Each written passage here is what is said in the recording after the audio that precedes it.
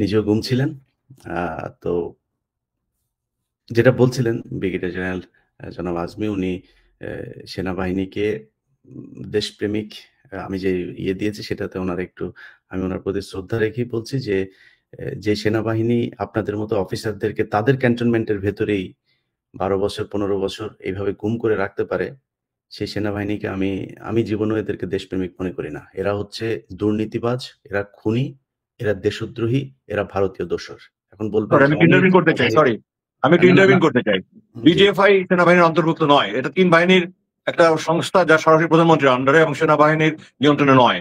সুতরাং না, ডিজিএফআই অপকর্মের জন্য ডিজিএফআই ডিজিএফআই দায়ী। মহাপরিচালক সেনাবাহিনী থেকেই যায়, সেনাবাহিনী থেকেই ফেরত আসে এবং এই মুহূর্তে যদি আমরা সবসময় জানি যে ডিজিএফআই প্রধান রিপোর্ট করে সরাসরি প্রধানমন্ত্রীকে, তারা সেনাপ্রধানকে করেন না। জি। কিন্তু বর্তমান ডিজিএফআই প্রধান আমার মনে হয় না এই আমার মনে হয় উনি ওয়াকারের কথার বাইরে কোথাও যান না। না, আপনি এবং মনের উপর আপনার তো অনুমান করে এমন কথা বলা উচিত নয়। না সব অনুমান ডিজিএফআই সেটাই তো প্রধানরাই হচ্ছে। এই যে সরকার গত প্রধানের অধীনে থাকে।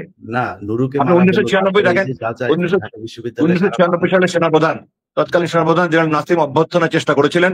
এই ডিজিএফআই রিপোর্ট করে ওনার বিরুদ্ধে এবং তারপরে ওনাকে বরখাস্ত করা হয়। এটা পরবর্তীতে ওনাকে এটা অবসর দেওয়া হয়। এটা ২০২৫ সাল।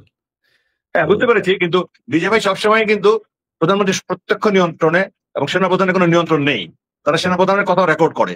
সুতরাং আপনি ডিজিএফআই, এনএসআই, র‍্যাব এগুলোর অপকর্মের জন্য দয়া করে সেনাবাহিনীকে আপনি বদনাম করবেন না। আপনি সেনাবাহিনীর কিছু বিপথগামী অফিসার বলেন, কোনো সমস্যা নেই। এবং আমি তাদের বিরুদ্ধে মামলা করেছি, তাদের বিরুদ্ধে ওয়ারেন্ট হয়েছে, তারা এখন পলাতক আছে। তারা কোথায় পলাতক আছে? ক্যান্টনমেন্টের এটা আমি ভেতরে। বলতে পারব না। আমি অনুমান ক্যান্টনমেন্টের করে ভেতরে। কথা বলি না। সরি, আমি ক্যান্টনমেন্টের অনুমান ভিতরে করে কথা বলি না। তাই না? কর্নেল হাসিনও মামলা করেছে। ও দেশপ্রেমিক আমার আগে মামলা সেনাবাহিনী করেছে। ৬৫০ খুনিকে বের করে দিয়েছেন। এখনো খুনিদেরকে ক্যান্টনমেন্টের ভেতরে রেখেছেন।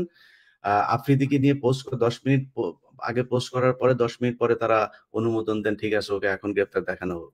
এ হচ্ছে অবস্থা। গতকালকে একজন মাদক সম্রাজ্ঞী তাকে স্বপ্না আক্তার তাকে সেনাবাহিনী নানানভাবে বাঁচানোর চেষ্টা করেছে। জিয়াকে এখন পর্যন্ত আমরা ফিরে পাই নাই। ডিজিএফআই থেকে ফোন করে একজন আলেম যিনি কিনা এই আলেমদেরকে ছাড়ানোর জন্য মামলাগুলোতে কাজ করছেন নুরুল ইসলাম, তাকে হুমকি দেওয়া হয়েছে। তার বাড়িতে তার শ্বশুরবাড়িতে গিয়ে খোঁজ নেওয়া হচ্ছে। তার প্রপার্টি কি?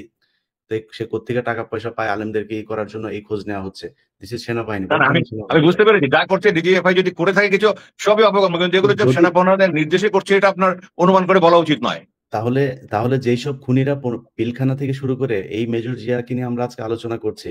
এই পরিস্থিতির কারণ একটাই, সেটা হচ্ছে পিলখানা হত্যাকাণ্ড। সেই ঘটনার কারণেই মেজর জিয়ার পিছনে মেজর শোভায়াল এখানে আমরা আছেন। সমস্ত বিতর্কে না যাই, তবে আমি মনে করি যে এখন যেহেতু আপনি ফোরামটা বেসিক্যালি দেশপ্রেমিক জি, জিয়ার জন্য, জি, ওটাতে আমরা ফোকাস করি। তবে জি। আমি আবার অনুরোধ করবো, আপনি ঢালাওভাবে সেনাবাহিনীকে, আমি জানি না কারণ হাসিন না, হয়তো আমার সাথে একমত হবে, কারণ শহীদ একমত হবে যে আমি কিন্তু ঢালাওভাবে অনুষ্ঠানের সেনাবাহিনীকে শুরুতেই গালি দিলেন বলেছি। আমার গায়ে লাগে, জি, হাসিনের গায়ে লাগে, জি। আমাদের মধ্যে যারা আমি আছে চাই আমাদের লাগুক। গায়ে লাগে, আমি চাই আপনাদের গায়ে ইউনিফর্মের লাগুক, গায়ে খুব লাগে। খারাপ লাগুক। আমি চাই সেনাবাহিনীর খুব খারাপ লাগুক আমাদের কথায়। তারপরেও তারা ফিরে আসুক। এই দেশের যেই জি, হ্যাঁ, ঠিক আছে, সার্বভৌমত্বের আপনি জাতীয় ওটা দোয়া নিরাপত্তা করেন। কিন্তু দরকার আমাদের। অনুমান করে একজন, দুইজন বা ৫-১০ জনের জন্য, যেটা শতকরা ১ ভাগও নেতৃত্বে হবে না থাকা পূর্ণ সবাই এক। সেনাবাহিনীর, যারা সেনাবাহিনীর এটার জন্য নেতৃত্বে আপনি, আছে আমার তারা মনে হয় সবাই এভাবে বলা ঠিক হবে না। জি, জি জি, ঠিক সরি, আছে। আমি অনেক আমরা সময় বেশি নিয়ে নিয়েছি। ধন্যবাদ। আমি অনুষ্ঠানের শুরুতেও যেটা বলেছি, আমাদের বেশিরভাগ সেনাবাহিনী দেশপ্রেমিক। কিন্তু যদি আমি এটারে আরেকটু সুন্দর করে বলি যে, এই মুহূর্তে সেনাবাহিনীর নেতৃত্বে যারা আছে, এরা সবাই হচ্ছে দেশবিরোধী খুনি। এভাবে বললে সমস্যা নাই তো? না, আমি এটাও আপনার সাথে পুরোপুরি একমত। আপনি দেখেন, এই ঠিক যে আছে। জনতার তাহলে মঞ্চ করেছে এটা নিয়ে তাহলে আমরা আরেকদিন 1996 এ, আলোচনায় যাব। আপনার যে গত ৩ ইলেকশন করেছে যারা ডিসিএসপি, তাদের বিরুদ্ধে তো আপনারা কেউ লাগছেন না। আপনার সেনাবাহিনীর বিরুদ্ধে কেন লাগেন বলেন? কারণ যত এত ডিসিএসপি যত ডিসিএসপিদের করেছে। অনেকে এই গত কয়েক মাসে ডিসিএসপিদের অনেকের বদলি হয়েছে, চাকরিচ্যুতি হয়েছে, পলাতক হয়েছে।